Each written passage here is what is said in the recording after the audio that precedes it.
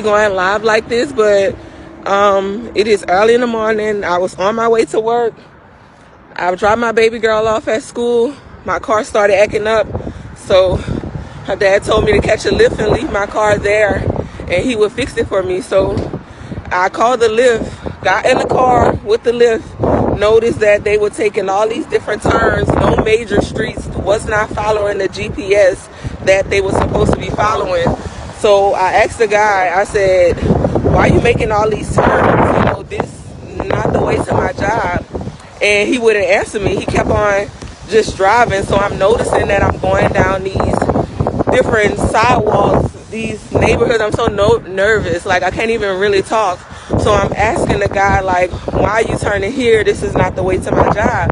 So he kept telling me to be quiet, be quiet, be quiet, like, hold on, I know what I'm doing. So he pulls up behind this other car, like a big truck. I don't even know what it was. So I'm like just nervous because I'm on the phone the whole time and I wasn't paying attention the whole while that he was making all these turns. So I asked him, why don't you go around this truck? Why you just sitting behind this truck like this? I have to get to work. And then he wouldn't answer me. So a black guy got out of the truck. He had braids in his head and everything, and he started opening the gates to this warehouse or whatever it was, and was telling the car that I was in, the Lyft driver, to back into the warehouse or whatever. So I'm like, what are you doing? You know, like, this not the way that you're supposed to be going to my job. So I'm telling y'all to be safe out here. I had to get out the car and run. I was in a Lyft. I have all his information and everything. I was riding in a Lyft car trying to get to work because my car was acting funny. I called the police and everything. I'm still waiting on the police. I'm safe. I'm waiting at a gas station.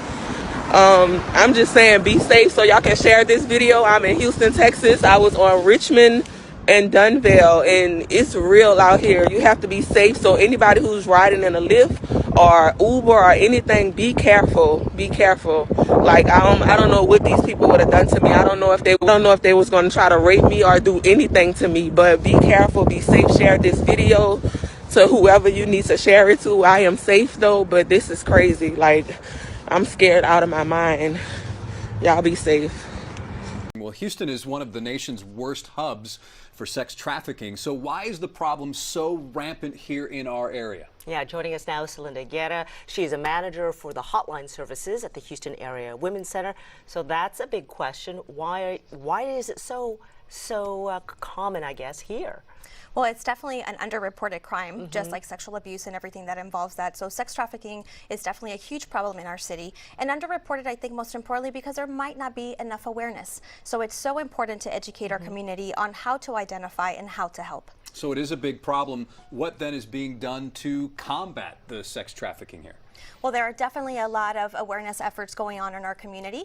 We locally here in Houston have a coalition that works together with other organizations to talk about the issue, how to identify it, where to get survivors connected, should they need this type of assistance, and just educating ourselves and educating the rest of the community to make sure that we know how to identify it and do something about it. We just heard about this civil suit being filed against businesses, big name hotels. Do you think that'll make a difference? We surely hope so. Any effort that there is to be able to hold people accountable, to make sure that if they're seeing something, that they know that it is a crime and the importance of being reported. There's safety concerns involved, people's lives involved in these situations. So it's so important that if we do see it, we report it. And most importantly, reports can be done anonymously. How many reports will you get? I mean, we talk about being a big problem. Can you put a number to this story? Well, it's difficult to put a number to it simply because it's such an underreported crime. But the National Sex Trafficking Hotline, or the Human Trafficking Hotline, basically identified that approximately 300 calls were received where people actually reported sex trafficking within the state of Texas. You know, and you just quickly now, you've mentioned a couple times, you know, to recognize the signs. Seems like it would be obvious, but maybe there's something you could, you know, enlighten us about. Absolutely. So definitely we know that with these situations, the first thing that comes to mind is intimidation. Also victim blaming, which makes it difficult, threats, fear. There's so many different things that are involved in these situations. So it's important for us to pay close attention to the behavior that we see among those around us. And most importantly, even within our own homes, it is so important to educate our children also how to identify that, because we know that our youth is being affected by this crime so much. All right, Celinda Guerra with the Houston Women's Center. Thank you so much. So I've never thought I'd be the one that needs to make a video like this, but something crazy happened to me on my way home tonight, and right now I'm like super shaken up, and it's literally the craziest thing that I've ever experienced in my life. So I'm on my way from a friend's house, and I'm on the interstate. Everything's normal, peachy. There's a guy that turns on his lights, and at first I think it's a cop. So I slow down and I get ready to pull over, but then they turn the lights off. So I'm like, okay, maybe this is somebody playing around with me. So I kept going on about my life and driving on my way home, and the car pulls up beside me and looks into my car, and I look back. So I'm like, who's this person on the side of me? So what I end up doing is pulling off, because I'm like, this is super awkward. I don't know who this person is, and I'm like, right now I'm really like scared of this. And there's the guy in the car has on a hoodie, all black or whatever. So I'm like, I don't know what's about to happen, but I'm not stopping. So I just speed on off, and I get ready to go to my exit to go home. The person gets behind me and turns these lights on, and the lights are just in the middle of the, like, where your rear view mirror would be, and they're red, white, and blue. So I'm like, cops do not have red on their cars anymore. Like, this is insane. So I'm like, I'm not stopping on this interstate. I'm not stopping anywhere where there's dark and where there's not people. So what I continue to do, I continue driving on down Fortification Street, which leads me on to home. So I was gonna, if it was a real cop, I was gonna continue going and stop at the gas station. So at this point, I'm freaked out because this car is driving behind me so closely and super crazy. So I get on the phone, I call the police, and while I'm on the phone with the police, I'm telling them what's happening. The car like cuts off the light they had on and turn around. And so I stop. The lady tells me to stop at the gas station so I can talk to a police officer. I'm literally sitting here shaking.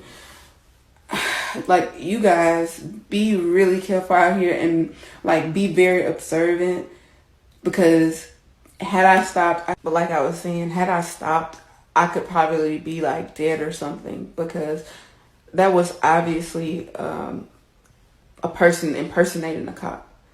And I've never seen it before, but I saw it tonight, and it's in Jackson, Mississippi. So any women that are driving alone going home, please be observant. Please do not stop for a police officer unless it's in the light, because you don't know if it's a person impersonating a cop, because people are really crazy out here. There's sex trafficking going on, and it's getting crazy. And I don't know, just be safe, y'all. Just be safe, because this is just, it's threw me for a loop tonight. Hold on, I'm about to record you, because if something happened to me, they gonna have you on camera. That's right. Somebody come get their family member. That's right. Following me. That's right. Yep. Bye. That's right. You're not getting in my car. Look. You tripping. Put me on Nope. camera. You're not getting in my car. On camera. Look, wait. Unlock wait. my door, Wait. but you rushed to my passenger. You're not getting in my car. Put Sorry. me on camera first. Yep, Hey, you look, are on camera. Hey, look. She can't trust the most No. trustworthy nigga. She I ain't already get told nobody, you I'm man. not single, so I don't know get why you nobody. following me. I'm a look. I even help bitches that's drunk. I don't even rob drunk bitches. I don't care. Fuck with it. So you following me around my can't car. trust I'm me. trying You to can't get in. trust He ran nobody. straight to the passenger side. Can you get away from my door so I can get in my car, though? I don't even know you. Hey, delete that camera. I'll grab that phone from you and break it. And then, you know what? All these witnesses out here. Fuck about them niggas. Look. Delete that on camera, please. Well, can you get away from my car? Yeah, but delete that recording. I'll delete it as soon as I see you start walking that way. Because for my safety, you just followed me around this store, and then you following me to my car. So actually, I'm going to go back to the store because you're out of line right now. Let's walk back to the store. And you're not going to... You can delete the camera. First of all, Delete that shit. you're going to get away from me. Yeah. Get away from me. I'm waiting for you to delete that shit. You're not about to make no money off of me, cuz. Nigga, ain't nobody making no money. First of all, do it look like I need to make some money off you? Yes. No, I don't. Look like you need to make some money off of me. No, it's not. That's why you... Man, come on. Delete that shit. Hurry up, cuz. Can y'all call 911? Can y'all call 911? This guy just followed me around the store, and he just and he tried to follow me to my car and get in my car. Delete the recording of you. Delete the recording. A Valley woman's random encounter with a stranger is going viral. That woman says she was just trying to get to her car when she says a man she didn't know started to follow her and harass her. Fox 10's Jennifer Martinez joins us now with more. Jennifer. Well, hey, Mark, I spoke to this woman and she said that she was shopping when this random man came up to her and started to speak to her. She then began to feel very, very uncomfortable. And then she decided to maybe she could lose him in the store and get away from him. But then she saw him again when she was walking to her car and he followed her all the way. I have to record you because if something happened to me, they gonna have you on camera. Watch as a random man follows Letitia Patterson to her car while she thrift shopped here at the Salvation Army on Mojave and Central. He just walked up on me and he was cracking jokes at first. He's like, you know, you don't want anything in this store. We should get out of here. You know, let's go. And I thought I lost him. So I head out the store. And I didn't realize until I was crossing the street. Letitia takes out her camera. I needed to use it as a mirror to see what's going on behind me. Also to let him know you're on camera, hoping he would be scared and maybe go away. Like, oh, she's recording me, but he didn't go away. Instead, he became more aggressive.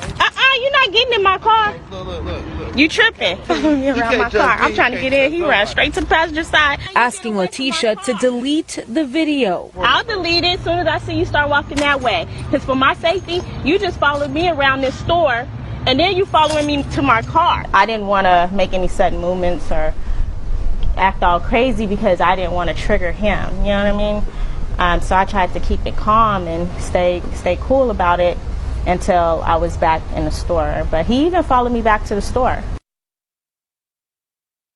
Letitia says that this is not an open investigation with the Phoenix Police Department. She says that all she wanted to do was make sure that she lets women know, especially young ladies, to be careful and stay vigilant.